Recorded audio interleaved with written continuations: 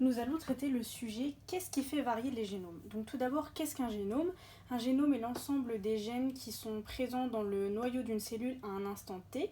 Le génome est prédéfini à la naissance, mais à savoir que ce génome est variable au cours du temps et qu'il va même varier au cours de la vie d'un individu. C'est pourquoi nous pouvons nous demander quels sont les divers mécanismes, processus qui contribuent à la variation des génomes. Tout d'abord, nous allons voir que des mutations génétiques peuvent subvenir. Il y a d'abord des mutations qui peuvent subvenir au cours de la réplication. La réplication a lieu lors de la phase S de la mitose et généralement les bases A, T s'apparient entre elles ainsi que les bases C et G. Toutefois, des erreurs peuvent subvenir au cours de cette réplication, comme c'est le cas illustré ici, où une base G s'est appariée avec une base T. Si des enzymes qui sont présentes dans le noyau des cellules n'interviennent pas pour changer, pour modifier, pour rectifier cette mutation, eh bien la mutation s'installe et lors des réplications successives, la mutation est installée et elle ne sera plus détectée.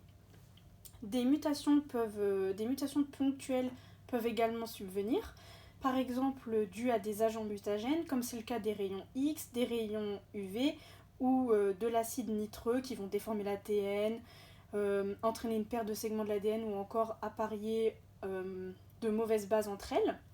D'autres mutations ponctuelles peuvent subvenir, comme c'est le cas de la désamination qui dégrade l'ADN en présence d'eau, ou encore des mutations ponctuelles par substitution peuvent subvenir, c'est le cas des transitions ou des transversions. Nous allons voir maintenant en quoi la méiose est un processus source de diversification.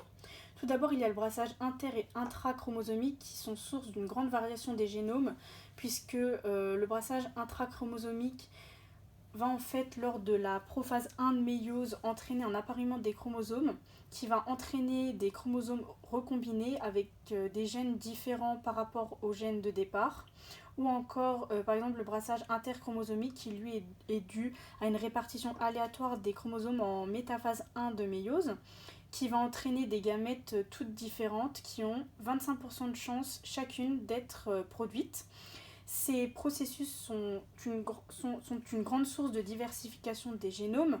C'est également le cas des anomalies de la méiose qui sont à l'origine des familles multigéniques, comme c'est le cas de la famille des globines. Un gène ancestral va subir une duplication puis des mutations qui vont donc être à l'origine d'une famille multigénique, ou encore par exemple c'est le cas des aneuploïdies qui sont dues à des erreurs lors de la méiose et qui vont entraîner différents syndromes comme le syndrome de Turner ou le syndrome de Klinefelter et ainsi sont là encore source de modification des génomes.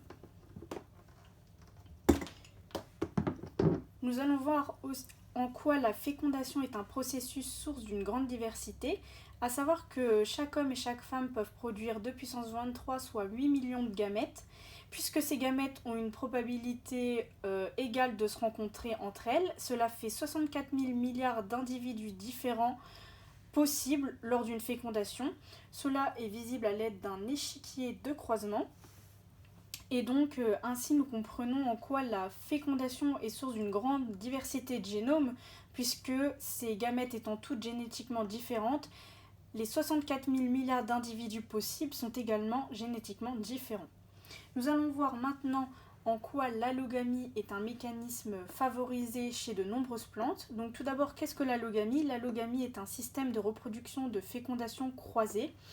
L'allogamie est parfois obligatoire chez certaines plantes, comme c'est le cas par exemple chez les plantes dioïques ou qui ne portent que des fleurs avec un seul sexe, ou par contre parfois l'allogamie est fréquente, comme c'est le cas par exemple chez les plantes hermaphrodites ou chez les plantes monoïques qui elles portent les deux sexes sur chaque pied de plante et ainsi l'autofécondation est possible. Toutefois, l'allogamie est fréquente car elle favorise une grande diversité des génomes, ce qui est bénéfique pour les fleurs. Cela passe par exemple par le biais d'une protandrie ou d'une protogynie lorsque les pieds mâles ou femelles sont matures pas en même temps, ou alors cela passe également par des mécanismes d'auto-incompatibilité qui est un phénomène d'inhibition dit de rejet du soi, à savoir que par exemple le stigmate d'une fleur va rejeter le pollen s'il vient du même pied. Ainsi, nous obtenons des individus génétiquement différents.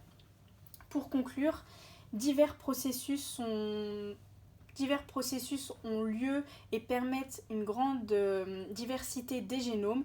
C'est le cas par exemple des mutations, des erreurs lors de la méiose, des brassages inter- et intrachromosomiques lors de la méiose, de la fécondation qui va engendrer une grande diversité de gamètes, ou par exemple dans le cas des plantes, l'allogamie qui est un processus favorisé.